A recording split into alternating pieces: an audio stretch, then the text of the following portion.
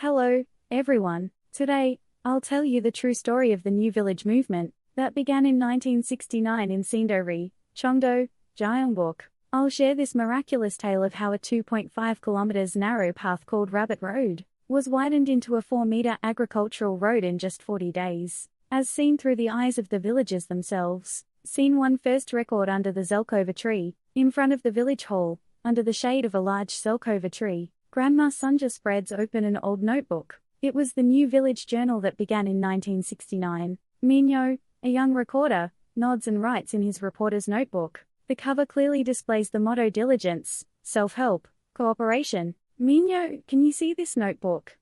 Let's write this. Year's goals as road building and life improvement. We're asking each other why together is needed again now. I've left the first page blank so today's record becomes tomorrow's promise. Scene 2. Bulletin board preparation, large print notices. Inside the village hall, Nurse Sujin posts large print Korean notices and colored stickers on the bulletin board. Villagers read alongside her, nodding their heads. Health posters, emergency contact networks, and communal work schedules are posted one by one. People stamp their participation next to their names and volunteer for different departments: health, facilities, meals. The phrase "our village work is done by our own hands" goes up in the center. Small print won't do. We must write large enough for everyone to see. Scene 3. First shovel at dawn. In the misty dawn fields, a neighbor named Mansik drives the first shovel deep into the ground. Clang, clang, clang.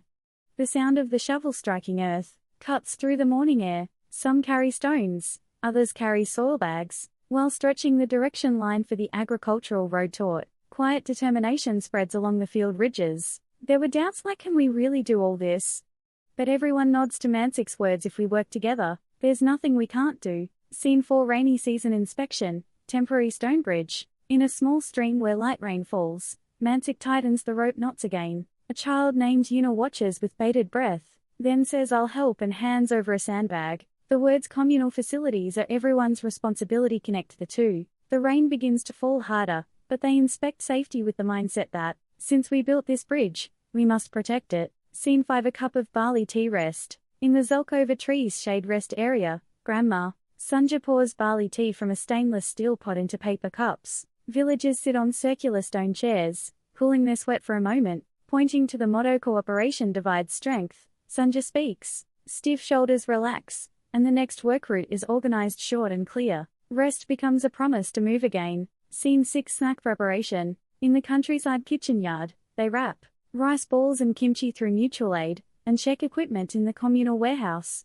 Yuna marks the checklist while helping the big flow with her small hands. Villagers share snacks beside pepper drying nets and improved stoves. Adults smile at Yuna's words: this is village work too. We must do it together. Everyone realizes that small preparations change field efficiency. Scene 7. Autumn promise, dried persimmon strings. In a yard where orange dried persimmons hang from the eaves, Grandma Sunja touches the dried persimmon strings. Minyo records photos while writing income, projects and village fund plans at length in the journal. Like the dried persimmon strings hanging from the eaves, Sunja writes thickly: next year, more, together. Minyo records procedures with photos and text so anyone can follow along. Scene 8. Shopping, filling what's needed. In the countryside market alley, Nurse Sujin examines handwritten Korean price tags, while selecting medical supplies and snacks. Villagers hold shopping baskets beside her, carrying a group purchase list. They tour the market, selecting only what's needed. Emergency medicine, gloves, and reflective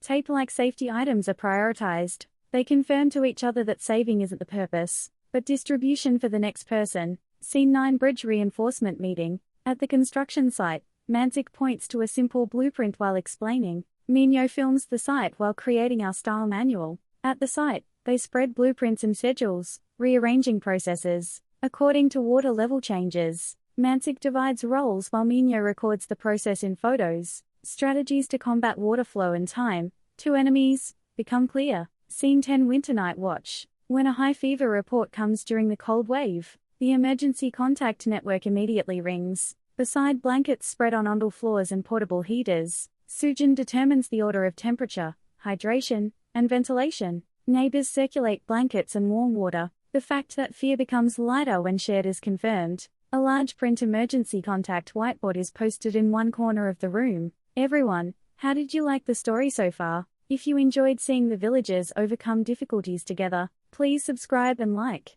Your comments will enrich our village story. Don't forget to set notifications so you won't miss the next story. Scene 11. After the rain, tying windmills. After the rain stops, unitize a windmill at the bridge entrance to check wind direction. Mansik praises her, saying even small signs are safety. In the post-rain stream, wet stones and gentle ripples sparkle. The message that participation is determined by will, not age, is quietly conveyed. Scene 12. Today's gratitude. Below diligence, self-help, cooperation at the top of the bulletin board. Gratitude notes with actions rather than names are lined up. Minyo organizes the notes by date while Sunja adds more blank spaces. Thank you to everyone who worked together. Today, this note is pinned to the cork board. Gratitude becomes an invitation to the next participation. Scene 13. Visitors' arrival. Photo envelope.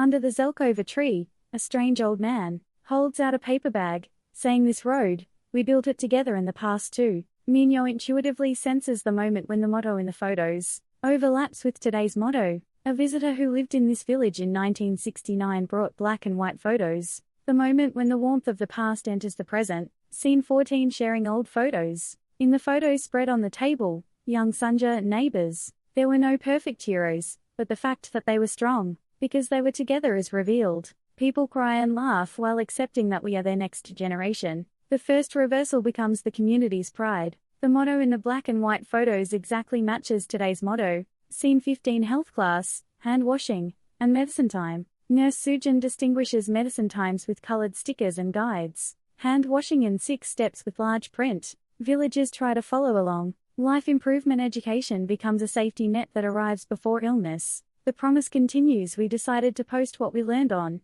each household's walls too. Scene 16. Before night rain, reinforcement work. As clouds gather at sunset, communal labor speeds up. Ropes, supports, and sandbags enter in precise order. The bridge shakes but people's feet become firmer. Everyone becomes one beat while overcoming dramatic crisis. Safety cones and stakes are aligned, and the golden sunset creates soft backlighting. Scene 17. Children's school road recovery. The next morning, children's footprints are carved again on dry soil. Adults wave from afar while children shout thank you. Children run along the fog-cleared field path. The details of footprints carved on the embankment are vivid. It becomes the clearest evidence that the road has come alive. Scene 18. Return day. Each other's welfare. Those who went to the city also gather under the zelkova tree on return day. They bring newly learned safety rules and job news, and the village shares meals and news to widen the road further. Those who leave and those who stay change into connection. The words "our village shared meals and news to widen the road" emerge.